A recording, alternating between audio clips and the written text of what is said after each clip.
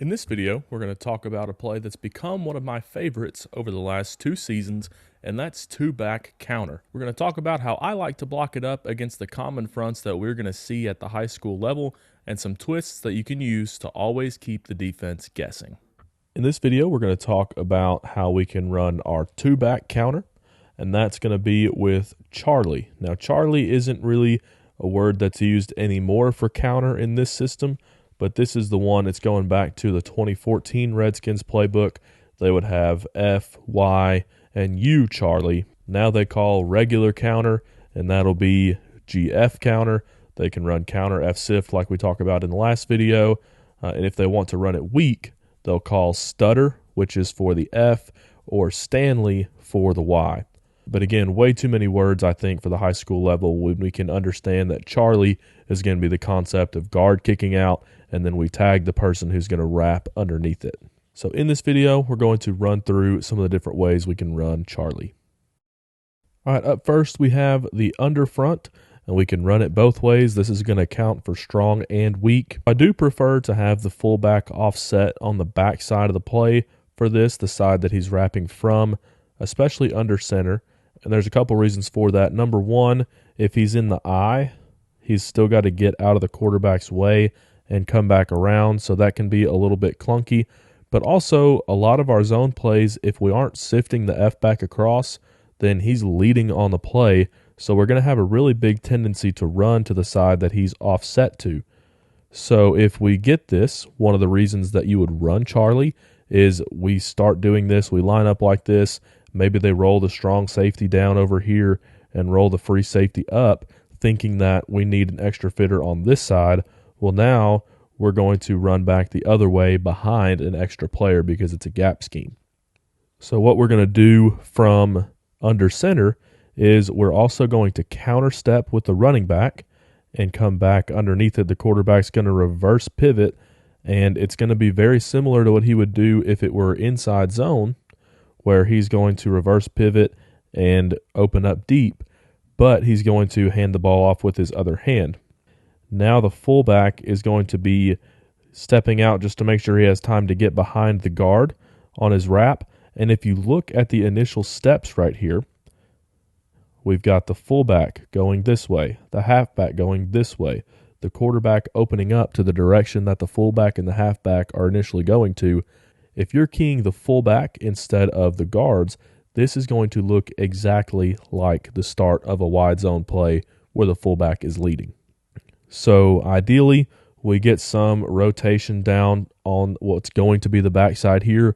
If not, hopefully we're going to get some flow going that play and then bring some extra blockers around underneath and block down and kick out the guys that are left. So keep those things in mind as we're drawing it up from under center, and let's get into it. So as I said, we can run this strong or weak.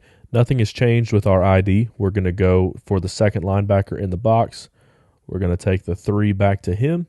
Blocking back on the 1. Guard is going to kick out. Everything's going to fit up exactly like it did in our power video. We're essentially just swapping who's doing the kicking and who's doing the wrapping. So we got the guard kicking out now. Fullback is going to wait so he can get behind the guard and wrap to the +1. And we are 2 for 2 on the backside. Again, on all of these, receivers are responsible for the safety. Running it strong, I do prefer to stack it because it's going to keep things consistent for our offensive linemen, whether we are running it to an open or a closed side.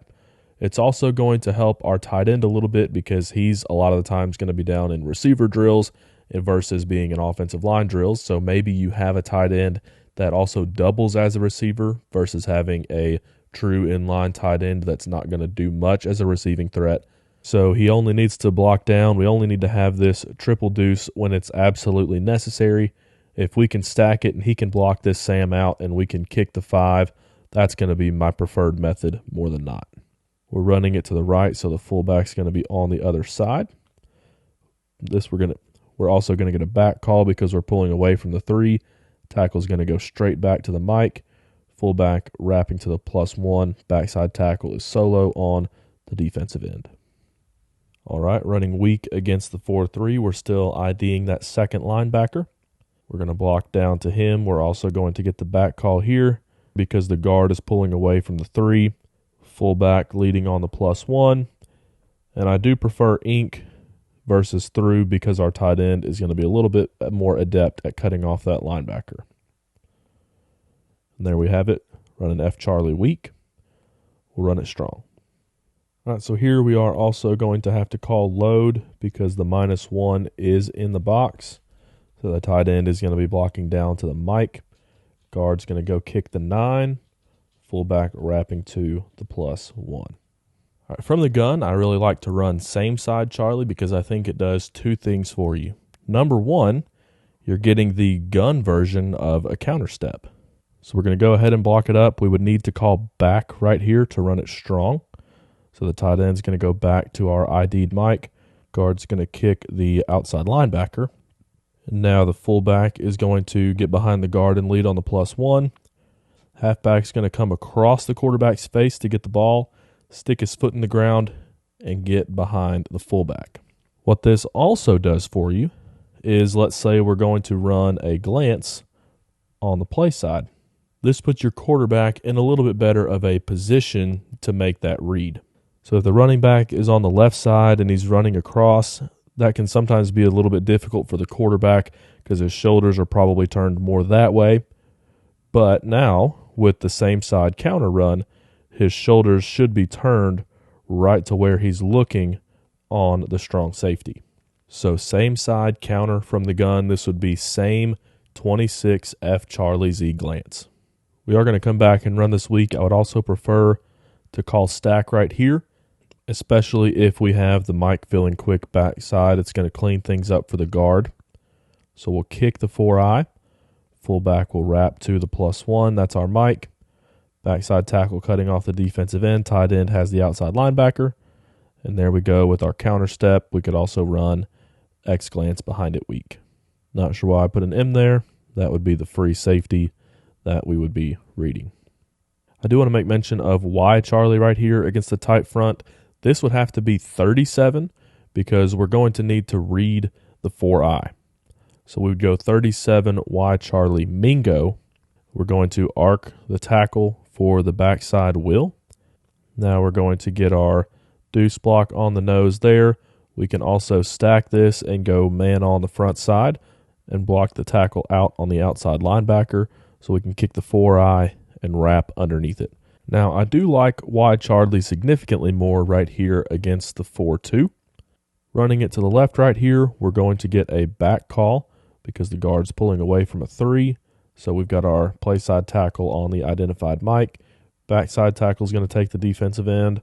Y is going to wrap to the +1. And because we aren't reading it for the quarterback, we do have our same side as well. All right, so this would be 27 Y Charlie. And let's talk about the front side on the edge over here. So there are 2 things we can do. We can either RPO or not. If we're RPOing right here, it would be the will. We could go, let's just say, a bubble, block in the corner, bubble out with the zebra is who that would be. But the will really isn't in conflict. Assuming we're getting cover 3 or cover 1 right here, his job is to play either man on the adjuster or he's in the curl flat. So he sees that bubble, he should expand with it. So we're forcing the quarterback another decision to make when we could just let him line up and know that he's going to hand this thing off. And if you do a lot of reading in RPOs, this is a great way to not have to do that for a play.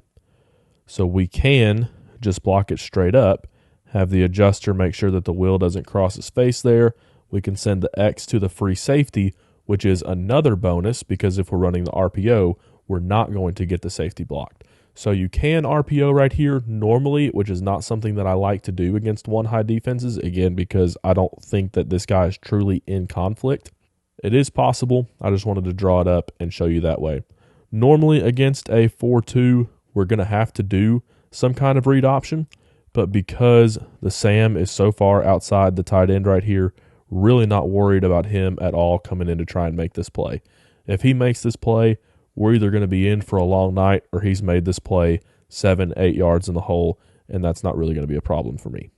Now, if the defense wants to stay too high, we do have our RPOs available to us. especially on the +2 right here. We'd still just be running Y Charlie with a back call right here.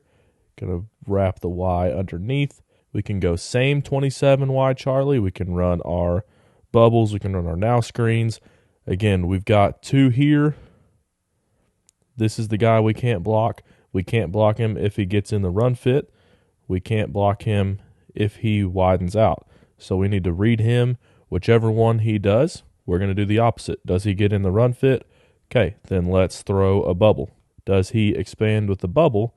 Okay, then we hand it off on our same side run, and now there's nobody to make the tackle in the hole. Especially if he's playing in an apex position about 5 yards down, I would definitely recommend running this to the same side so the quarterback opens his shoulders facing that way.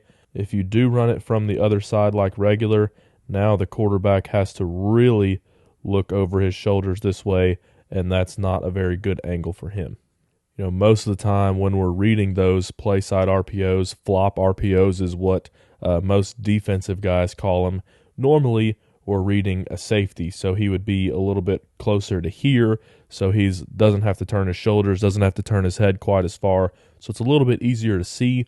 But if he's going to be about 5 yards deep, maybe even closer and apexed, we're talking about the Sam right here, then that's going to make it quite a bit harder for the quarterback to actually see him. So definitely would recommend same side here. Also going to help your counter because we're crossing face on all of our zone runs, and if we can run the same side stuff with a gap scheme, I think that's really going to help our counters. All right, running counter strong against the 4-2 is something I would much rather do with the F, because especially with a head-up 6 on the tight end, we're going to want to stack this and get the tight end out on the Sam, because what we don't want to happen is him trying to get underneath and then just getting crushed down into oblivion for the rest of the play. So we're going to stack this, send the tight end outside there. It's also probably going to make the kick easier because the end is hopefully going to widen out a little bit with the Sam. So we're going to kick him out and hopefully open up a really nice hole. Blocking back to our ID'd Mike. Center's going to have the 1, tackle has the backside 5. Fullback leading up hopefully through that huge hole. And again, we're going to run this same side. That should also help hold the will because he might think that we're running at him, so he thinks he's going to come have a shot to make the play, and then the running back is going to put his foot in the ground and get the other way. On all of these, I should mention that the quarterback is going to have a little fake boot to his side because we can run play action off of these as well, which we'll talk about in another chapter. All right, against the stack, we are going to want to mingo this. We're going to read the backside defensive end so we can mingo the tackle out to the will. We're not going to stack it because we've got a head up 4 right here, so we don't want to risk our tackle getting crushed down. They're going to block to our ID'd Mike. This would be a load as well. We're going to block back to the -1. Guard's going to kick out the Sam. Fullback's going to wrap to the +1. Again, we're not going to run this same side. The halfback's going to cross face here because we don't want the running back to have to slow down after an already slower pace of a read option mesh. One of the problems we can have right here is a scrape exchange, the end chasing the puller and the jack filling for the quarterback. If that's something you're getting, we could either run some delta motion away from it to hopefully widen him out, or we could just have a different call on the call sheet. Now, running Charlie weak, I like F Charlie quite a bit better against the 3-3 stack. The first thing that we can do requires a couple of ifs. The first one, we need to be able to get our tackle down on the mic without being crushed down. The second thing we need is for the will to be flying upfield. So what we're going to do here is we're going to block down. This would be load because we're going to go down to the -1. We're still going to kick the defensive end, and what should happen here is we're going to run inside of this block. So if we kick the end and the will is outside of him, the will has essentially run himself out of the play. So if he's going to do that and we can get down to the Mike linebacker, then this will work. We can still lead on the +1, and then we are 2 for 2 on the backside. Now let's say that just one of those doesn't happen. We can't get the tackle to the Mike, or the will is kind of hanging out here and falling back in the hole to make the play. If either of those happens, then we need to read somebody so that we can get the other 7 blocked up. The first thing we'll do is make a stack call, so the tackle is going to block out on the wheel. Now we're going to have our deuce from the nose to the mic, and this isn't as problematic as it is in other runs, and I'll show you why. We're still going to kick the 4 and lead on the +1. Now we have 2 for 3 backside. Normally, we would mingo this, right? We would take the Sam to the money and read the 4 right here, but that can lead to a host of different problems. The first thing is the end can widen out, and then we don't have anybody if the money comes through. So we're still running with the halfback there. We've got our read option called. The guard, because of where the mic is, the guard's going to have to knock the nose over into the backside A gap and climb on the mic because he's zeroed up on the nose. So what they can do is if the end chases the puller, then now the nose is basically in the gap that the quarterback should be running through, and there's nothing we can do about it. Even if the center's blocking him out like he's supposed to after the guard knocks him over, he's still in the quarterback's way potentially. So instead of reading the end here, what we can do is make a normal C call and read the Sam. So this is something that we would normally do on a zone play with our C calls, but it works here as well. Now, even if they do try and scrape exchange, the Y should be able to just vacate and pick up that scraping safety, and we're still okay with the quarterback. So if we have to read somebody, this is definitely my preferred way. If the nose gets knocked over like he's supposed to, he's not going to impact the play because the quarterback is not running in this gap anymore. He's going to be running outside. Receivers, play side, going to block the free safety, backside, cutting off the corner. Now, this video was a sneak peek at the addition to my CoachTube course that's coming soon, where I talk about the auxiliary runs in the Shanahan-McVay system and how I've adapted them to the high school level. If you want to see the courses I've already put out, you can click the link down in the description below, and if you want to keep tabs on it, make sure to follow me on Twitter. If you want to discuss some more things you can do to keep the defense guessing, then click on the screen and watch this next video.